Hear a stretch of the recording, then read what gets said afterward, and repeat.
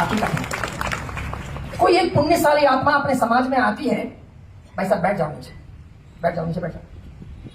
कोई एक पुण्यशाली आत्मा अपने समाज में आती है तो समाज के कई वर्षों का भविष्य उज्जवल करके चली जाती है। हकीकत में ऐसा होता है। जब वो होती है तो बहुत कीमत समझ में नहीं आती है। जब वो हमारे बीच में से चली जाती है तो हमें कमी बहुत महसूस होती है। भारतीय समाजों में एक समाज है राजपुरोहित समाज, पवित्र समाज, साफ सुथरा समाज, निर्मल समाज, अच्छा समाज।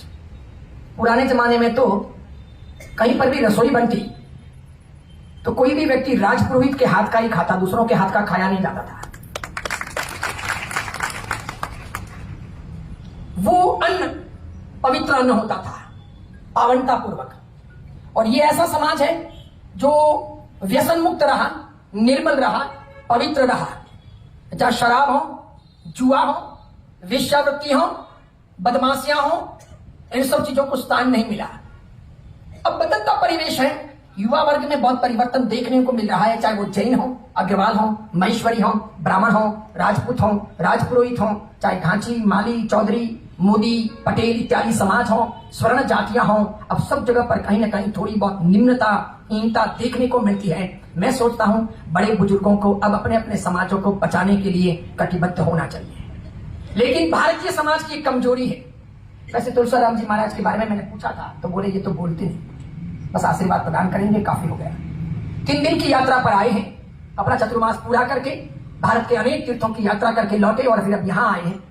तो मैंने कहा कि महाराज जी की अनुकूलता हो तो एक बार बुलाइए यहां।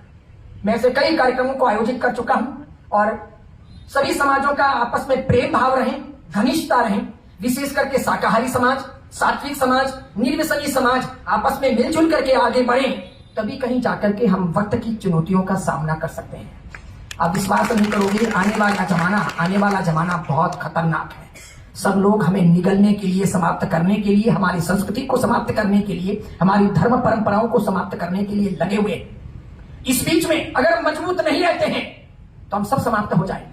पता है आपको, अरब के शासकों ने कभी जॉर्डन पर अधिकार किया, कभी तुर्की पर अधिकार किया, कभी फिलिस्तीन पर अधिकार किया, कभी ईरान पर अधिकार किया, कभी इराक पर अधिकार किया, कभी सीरिया पर अधिकार किया।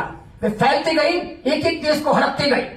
जहां कभी ईरान में सबके सब पारसी थे, वहां वे पहुंचे, सबको उन्होंने इस्लाम में तब्दील कर दिया। लेकिन वे भारत आने के लिए हजारों बार सोचते थे। वे अरबी, वे शासक जिनके पास में ताकत थी, जो जॉर्डन को, तुर्की को, सीरिया को, फलस्तीन को, इराक को, ईरान को, कुवैत को, अन्य आसपास के देशों को अपना कर सके, उनके पास में डर थी कि भारत जाएं नहीं जाएं, भारत जाएं नहीं जाएं। क्यों? कि यहां राजपूत योद्धा मजबूत है, तो मार खाएंगे, वे काट लेंगे, वे छोड़ेंगे नहीं, वे जिंदा जाने नहीं देंगे। अब विश्वास नहीं करोगे, इतिहास एक बार खंगाल करके देखो। एक बार आए थे वे और ऐसे औंधे मुंह की खाई थी। एक बार आए थे वे और ऐसे औंधे मुंह की खाई थी और इतनी बड़ी जनहानि उन्होंने झेली थी। वे जो कुछ लाए थे वो भी वापस लेके नहीं जा सके थे।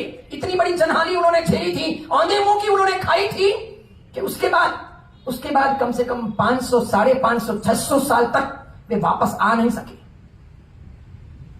फिर धीरे धीरे वे आते गए, फैलते गए। आज हम कमजोर बन गए।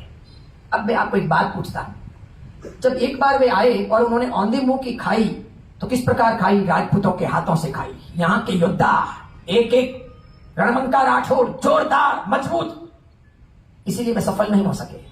और बाद में अब वे सफल होते हैं अलग अलग तौर तरीकों से।